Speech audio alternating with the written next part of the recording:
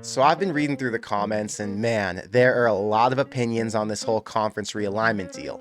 If you're a Nebraska fan or you pull for any other school that's going to be a part of the Big Ten in 2024, it's a massive win, even though some people want to argue that it's not. But if you're an Oregon State, Cal, Stanford, or Washington State fan, you just got slapped. I read this comment on the Big Ten Network page yesterday that basically said Big Ten fans don't want the expansion and that it's bad for athletes in college sports, and I actually couldn't disagree more. That one comment was so ridiculous to me that I decided to make this video to let you know why it's great for athletes, why it's exciting for fans, and why it'll make college sports as a whole so much more entertaining.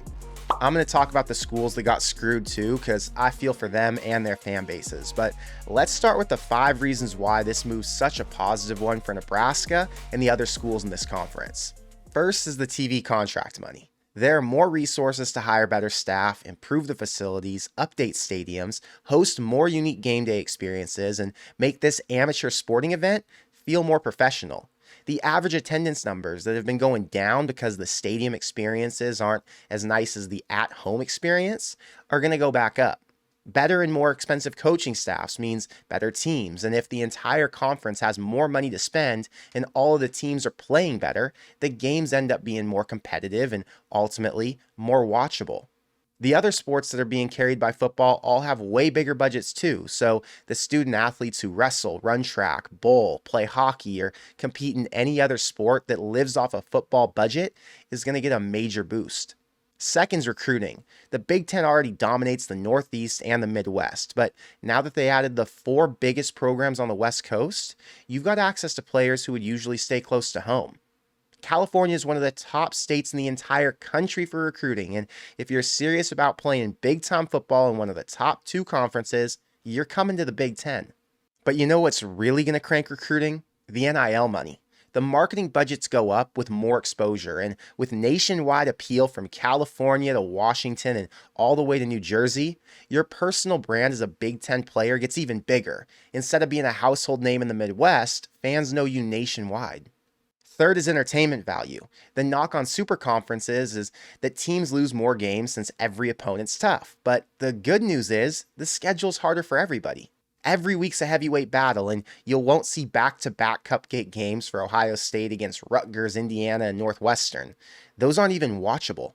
It's cool to see Nebraska blow a weak team out once a year, but I don't get excited about it. I get excited about potential top 25 upsets and crazy game day experiences, where the biggest TV personalities are in town to hype that game up.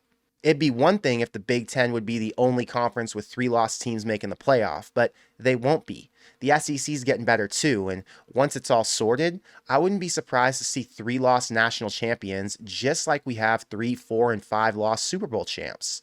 I can't wait for the day when I get to watch more than 3 Ohio State or Michigan games a year, since I won't have to turn them off at halftime. Fourth is variety. With a 16 or 20 team super conference, you get unique matchups every season. Sure, we'll see a couple rivalries get locked in like the Big Ten already committed to in 2024 and 2025 schedules, but now instead of playing Illinois or Purdue 6 years in a row, you see them twice, then Washington twice, USC, Michigan, and so on. If you're a fan and you want to travel to different venues and experience different cities around the country, you're not limited to the same places every year, and you're not stuck with the same matchups that may or may not be compelling or exciting to watch. It's always fresh, and it keeps things somewhat interesting. And fifth is what it means for the other sports. Oregon, USC, and Washington are all top 25 track and field programs. UCLA is a basketball blue blood.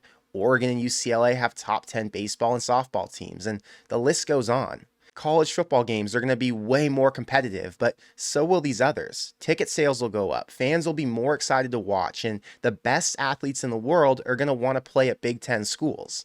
If you're a Big Ten fan or a Big Ten athlete, you just won, so congratulations. But if you're Oregon State, I feel terrible for you. Put yourself in their shoes. You've got Jonathan Smith as head coach going into year 6, coming off a 10-win season where you beat your in-state rival and finished ranked in the top 20 for the first time in years. You just renovated Reser Stadium for $162 million to hold an additional 10,000 fans. You brought in multiple 4-star recruits and big talent from the portal to try and make a Pac-12 championship run. And now out of nowhere, Oregon and Washington ditch you for a massive opportunity and leave you wondering what the future holds.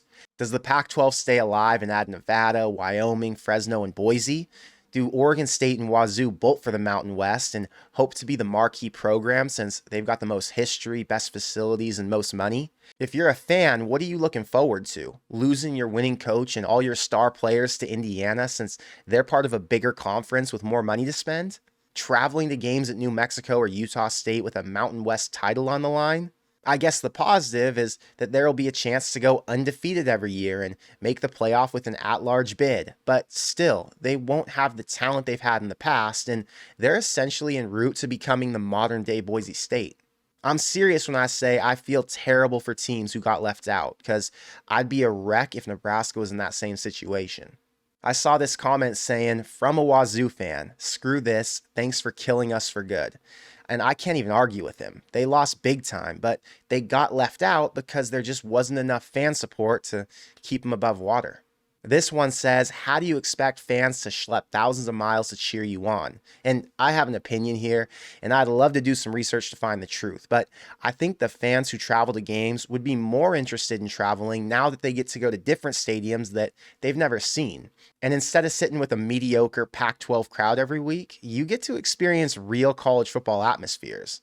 If you're an Oregon fan, there wasn't a better stadium in the conference to visit, and I know this because I've been to almost every Pac-12 venue.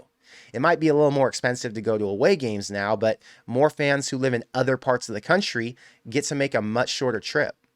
Ducko said this isn't cause for celebration. Our spineless AD agreed to take 50% of what UCLA and USC got, even though Oregon's one of the most watched brands in college sports. And I don't think this dude realized that Oregon's set to make over $12 million more than they were making in the Pac-12. And in 6 years, they're going to get a massive deal, which again is huge for the university and every student athlete for all those reasons I listed a minute ago.